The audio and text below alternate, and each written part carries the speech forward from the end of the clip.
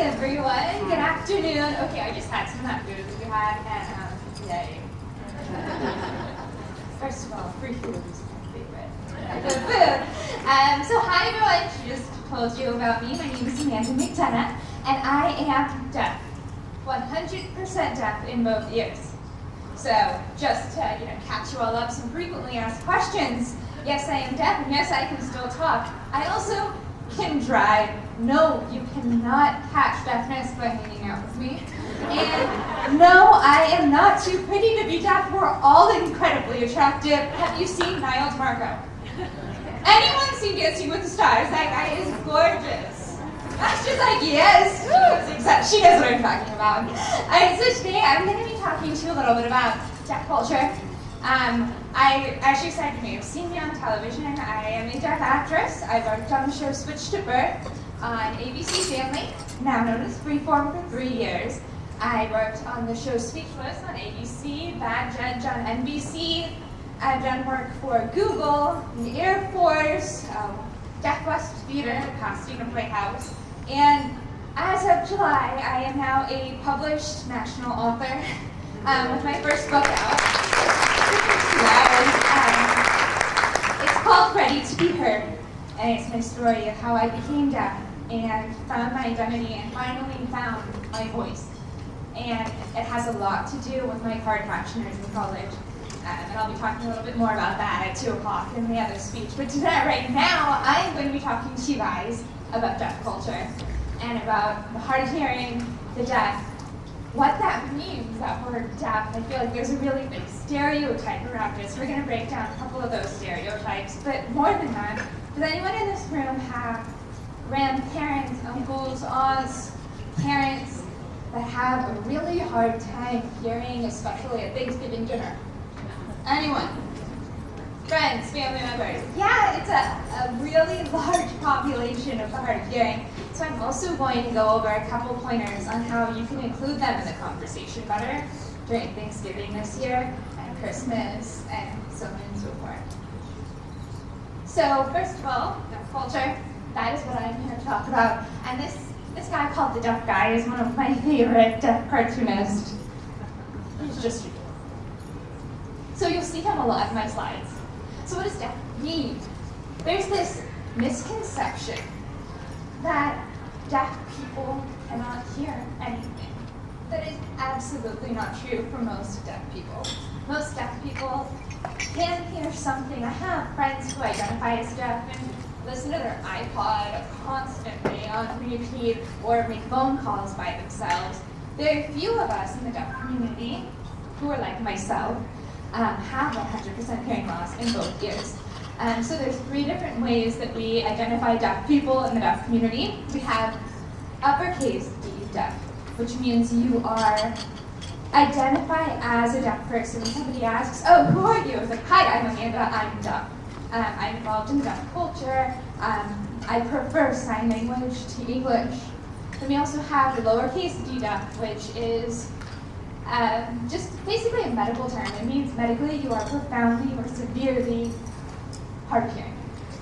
And then you have hard of hearing, which a majority of people in the US identify as, which means you do have hearing loss, but most people prefer English, lip reading, or other forms of communication, and don't always have access to sign language when they identify as hard of hearing.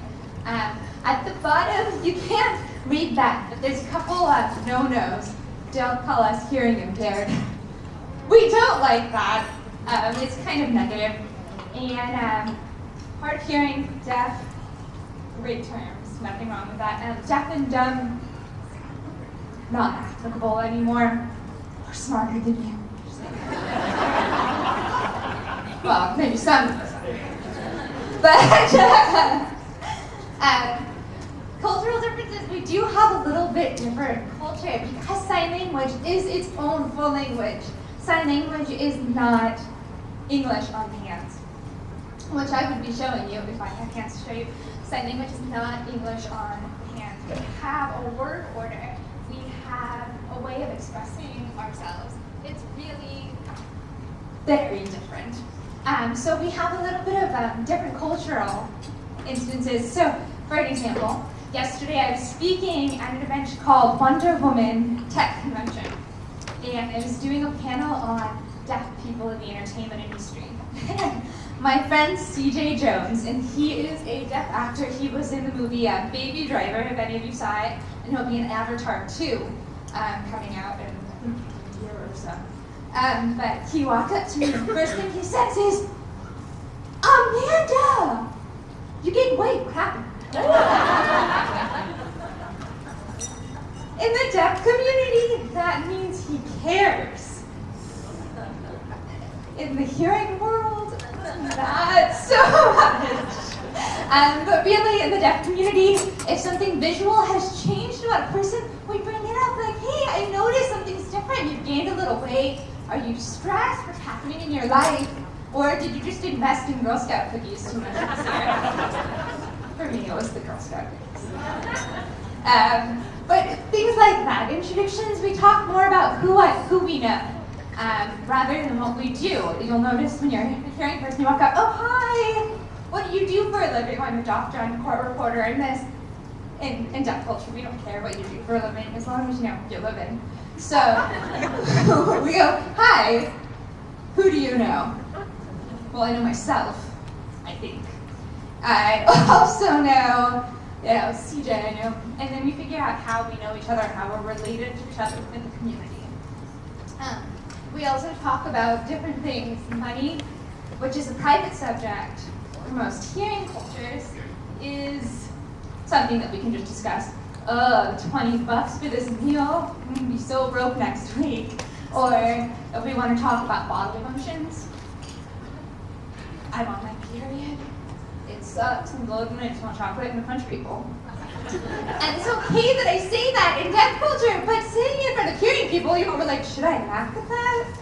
Or not? So it's just something a little bit different about our culture. We're very blunt, we're very to the point, we don't waste words, and we're very honest with each other.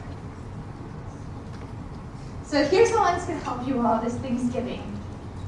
This is 5 different ways to communicate with a deaf person. And this is even if you don't know sign language. And I added one specifically for our captioners. So, write it. You walk up to a deaf person, and they're not speaking English. Sometimes I don't speak, sometimes I just don't feel like it. Reading lips is hard. Communicating can be really stressful and difficult and frustrating for me. So sometimes I just turn my voice off, and I prefer not to talk to people. But I still need to buy my groceries, order my coffee, those kinds of things. So here's a couple ways that people can communicate with me on the days where I just can't talk or hear or focus my eyes or just function at a normal level. So write it. Take out a piece of paper. Write down what you want to say. How are you? Do you need something? Can you see the board from here? Things like that. Write it down on a piece of paper. Show it. We'll look at it. Write down back to you. Hand it back. Text it. Every single person in this room has a phone, and if you don't, it's 2018. What are you doing with your life? No, but seriously, in waiting rooms, what do you do? Text it. Open up a new text. Open up a note page. Type up what you want to say. How are you? What's your name? I love that shirt. We love when you compliment our folks. So text it up on your phone and show it to us. The other one is sign it. So if any of you know sign language, or in your ABCs, honestly, if a person walks up to me and just goes, "Hi, cool." That's all the sign language they know. I'm like, my language, my people, I love you. But really, any little bit of sign you know can completely brighten our day and make life better for us and make us just feel accepted and welcome. Interpret it. Grab your nearest interpreter. Bring them over and say, okay, now we can communicate fluently. That only works with deaf or hard of hearing people who have sign language knowledge. So I added a bonus one. Show it. If you're talking about a funny video that you saw on YouTube, or you're talking about this amazing red dress that Miley Cyrus, or no, that would happen. Let's see. This amazing red dress that someone wore to a ball last night. Take out a picture. Show it on your phone. We're visual people. Show us a picture. Show us a video. Help us understand what you're talking about. If we're not understanding and you're talking about Harrison Ford, pull up a picture of Harrison Ford on IMDb. Like, this is who I'm talking about. And these things work at Thanksgiving dinner. These things work at Christmas dinner when you're hanging out with family, friends, talking to your grandparents. They're not always going to understand every word that you're saying. Show a picture. Write it down. Especially complex words. Like if you say Mississippi to me, and I am lip reading with no hearing at all, I have no idea what you just said. So write it down. M-I-S-S-I-S-S-S. Yeah, that's it. You all know how to write Mississippi, right? You don't have to finish spelling that. All right, next word, banana. Just kidding. So those are a few things that you can do to make life a little bit easier on your grandparents or parents or hard-hearing people in your life right now. So we have a few things that you should do and shouldn't do in deaf culture. And a couple things to do. Ask us, how do you prefer to communicate? Some deaf people prefer sign language. You don't know sign language, that's okay. Some of us prefer to write what we're saying. Some actually prefer, it's faster if I just read your lips. So go ahead and talk normally and I will keep up with you. If I don't understand you, I'll let you know. Treat us like any other human because we are. We may seem like superheroes. I can lip read, I can sign, I can speak English. Superhero. But we're human just like you. We have feelings and we appreciate being looked at as your equal. Don't ever tell us that you feel sorry for us. We don't feel sorry for us. So there's no reason you should. We have amazing, exciting lives and careers, and there's really nothing a deaf person can't do. Especially right now, 2018, there is nothing that we can't do except maybe here, but that's why we have our cart captioning, you guys. That's why. If you are hanging out with grandma or grandpa, your mom or your dad, or someone who's hard of hearing, turn off the radio and then have a conversation with them. It distracts. Make sure you're talking to them in a well-lit area, and turn on the TV captioning. If you're watching TV with them, before they ask, just be courteous, be kind. You got this? Oh, and for those guys with beards, groom the facial hair so we can see the lips. There's nothing more fun than being in a bar and having a guy walk up and try and get on you. And you're standing there and he's just like, ooh, there's just his hair. Hi, yeah, it's dark, it's loud in here, and you have no lips. You could be asking for my number, you could be talking about how, I don't know, the London Bridge fell down. Seriously, nothing here. So groom the facial hair. Things to never say to a deaf person. Do not fake sign. I don't know what that is. You look like a spaz. You're not helping me understand you. It's just like you're spazzing out. Do not ask me how much I can hear, because that is like a 2-hour story that I normally get paid to tell by my book. That'll tell you how. Do not talk around me. When I have a cart captioner with me, somebody captioning a class or a speech that I'm doing, or when I have a sign language interpreter with me, talk to me. I am a human being. Make eye contact with me. Look at me when you're talking. And I will in turn do the same for you. The sign language interpreter or the cart captioner is there to help us communicate and help me get all the information. They're not the person you're talking to. So please don't act like I'm a ghost or I'm not really there. I am here, I promise. Don't ask us if we can talk. Some of us can, some of us choose not to, and some of us never were able to really develop strong enough speaking abilities that we feel confident using them in public. So don't ask if we can talk. Instead, ask, how do you want me to communicate with you? And we will tell you and show you and then help you. So don't worry about that. Don't ever say that you feel bad for us. Just, oh my gosh, you have blonde hair? It must be so hard for you. It sounds ridiculous to us too when you say, oh my gosh, you're deaf. I feel so bad for you. Why? Oh my gosh, you're hearing? I feel so bad for you. How do you sleep? No, but seriously, guys, when your husband snores, how do you sleep?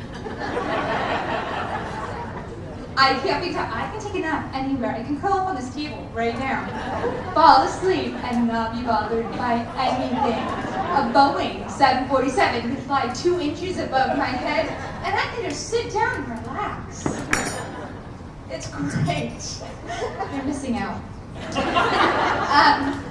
Do not exaggerate your speech or yell at us, because you look a little crazy when you try to talk like this. And I can't hear yelling is not going to change anything about that. It's just the other people around you going, oh my gosh, what is wrong with that person? Why are they yelling? This is church. Worse when it's in a library, seriously. So yeah, those are just a couple things never to say or do to a deaf or hard of hearing person. Now I'd like to I have just a couple minutes left, and before I send you all on your way, in case you want to hear the story of how I ended up with caption and people like that, I'm going to be talking about that too, but I want to teach you guys a little bit of sign language. Which I can't do with this, so I'm going to somehow make this work. Alright, so the first sign is hi. Anyone guess? Hi. If you forget that one, you're all in trouble. The next one is welcome. So you take your hand, and you bring it out, and you bring it into your body. Welcome. And it means like, welcome, come on in. So if you're welcoming like a client to come on, welcome, come on in. Welcome is good, positive energy. Another one, let's say, do you have any preferences? That's a good one to say, oh, how do you want to communicate? So preferences and communication. So the first sign is preferences. You take your middle finger and you stick it out, not up, out. Good. And you tap it to chin. That's prefer. And then communication. Take your 2 hands, make C shapes. Then move them back and forth. Communication. And now all you have to do is make a weird question face. No, I'm serious. 50% of sign language is facial expressions. That's why I'm up here looking like a cartoon character. I can't help it anymore. So if you put those two together, prefer, communication. You now just ask someone, how do you prefer to communicate? The simple, easy ASL 1 version of how you prefer to communicate, but that's enough to make someone's day. It's enough to have someone tell you one of the other things that are on this list. Write, text, or type. All right, these ones are really easy, you guys. Ready? Write. Text. Type. Yeah! A's all around. All right, everyone, I want to thank you so much for your attention and for playing along with me. Enjoy the rest of your convention. Thank you, Amanda.